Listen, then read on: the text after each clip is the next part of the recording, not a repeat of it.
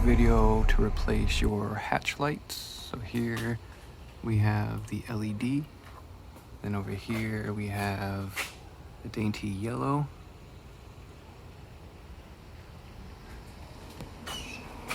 LED,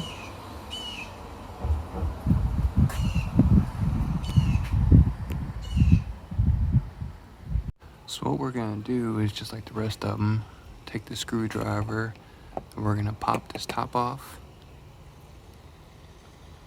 Now once you pop the top off, I would suggest getting behind this plastic, pull this out, so make life easier to pull this bulb out and then put the LED in. So I'm going to do that real quick with our pliers. So now we got our LED in. So the trick's going to be, you're going to take your plastic top, you're going to snap it back on here, and then we'll put this back into place. I'll make life easier for you. So let's do that step real quick. And there we go. Snap it back in place, push it back in place, and now we got our two LEDs on our hatch light. And remember, if it doesn't come on, just flip the bulb around and put it back in, because you may have put it in wrong.